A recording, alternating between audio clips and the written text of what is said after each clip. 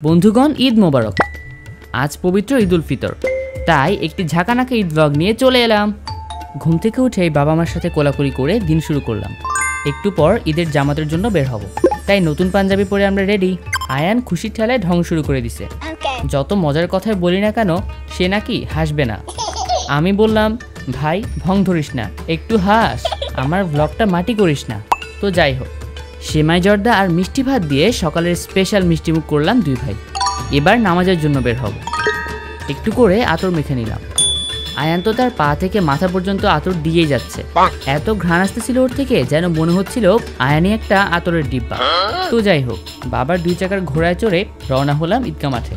রাস্তায় অনেকে আমাদের মতো জামাতের জন্য বের হয়েছে, কিন্তু আজকে অটো পাইতেছে না পাওয়াটাই স্বাভাবিক, কারণ তারাও তো নামাজে যাবে।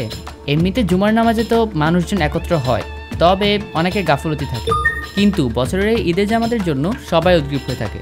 যা হোক, যে যার মতো হেলতে দুলতে খুশি আনন্দে ঈদগাহে যাচ্ছে। সকাল 8টায় ঈদের প্রধান জামাত উপজেলা ঈদগাহ ময়দানে হবে। সময় আছে এখনো। এই যে চলে আসছি। উপস্থিত হওয়ার তৌফিক দিলেন মনিবের দরবারে শুকরিয়া আদায় করছি। সবাই বলছে আলহামদুলিল্লাহ। এলাকার সবার সাথে এক কাতারে ঈদের জামাতে দাঁড়ানোর আনন্দই আলাদা।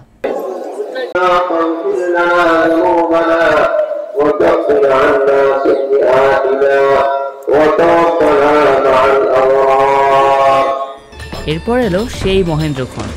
সারা বছর যাদের পাশে দাঁড়ানোর সুযোগই পায় না, এই চান্সে তাদের সাথেও কোলাকুলি করে নিলাম।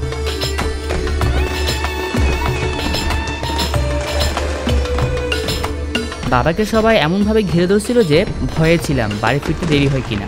আরে ভাই, বেরোবো কখন?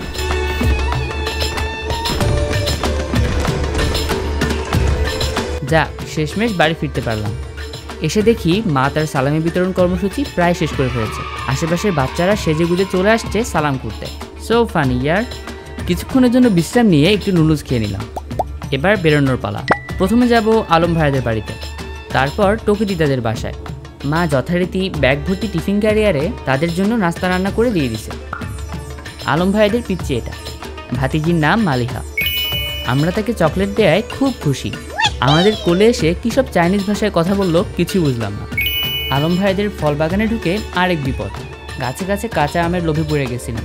আজকে সময় কম, তাই অনেকটা জোর কইরাই সেখান থেকে বের হতে চেষ্টা করলাম, এবং আমগুলোও আমাদের হাত থেকে রেহাই পাইছে। এখানে অনেক মজা কইরা খাওয়া দাওয়া কইরা রওনা হলাম টকি দিদাদের বাড়ির দিকে। এদিকে রাস্তাগুলো দেখছো, কাঁচা রাস্তা, উঁচু নিচু। এখানে পাকা বাড়ি, মাটির বাড়ি সব চোখে পড়বে তোমাদের। অসাধারণ দৃশ্য।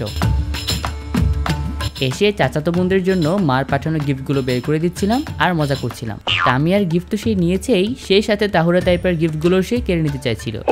বুঝিয়ে সুজিয়ে যার যার জিনিস তাকে দিয়ে শান্ত করলাম। ইস, ঢঙ্গি একটা। সাজার কি যে শখ। এদিকে ফুফাতো ভাই ফয়সাল, ফাহাদ ওরাও আছে এখানে। টুকি দিদা আমাদের পেয়ে সে কি আদর। বন্ধুরা, এই ঈদে আমাদের মতো কারা কারা এত আদর পেয়েছো? হাত তোলো। হয়েছে, এবার হাত নামাও। ঈদের সালামি বিতরণ হলো এক ফাঁকে।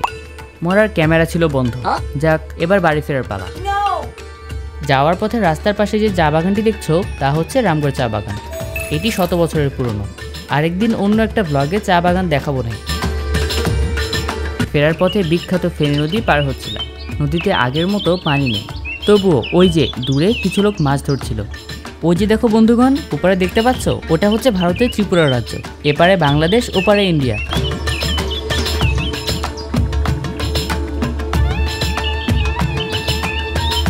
এই যে পার হয়ে যাচ্ছি, এটা হলো রামগড় স্থলবন্দর। বন্দরে ভবন নির্মাণের কাজ চলছে। এই হচ্ছে ইমিগ্রেশন ভবন। ও আচ্ছা, বলে রাখি, এখানে এক প্রাচীরে 4 জাতির কবর।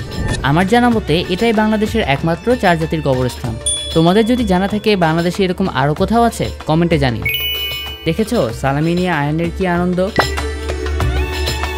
দুপুরের খাবার খেলাম। আমাদের পছন্দের রোস্ট, পোলাও, ডিম, মাছ। এই তো আজ এমনিতেই অনেক বেশি এটা ওটা খাওয়া হয়ে গেছে। শত চেষ্টা করেও 30 রোজার ট্রেনিং ঈদের দিন ঠিক রাখা গেল না। তো এই তো বন্ধুগণ, সাথে থেকো। সামনের ভিডিওতে দেখা হচ্ছে ইনশাল্লাহ। আল্লাহ হাফেজ।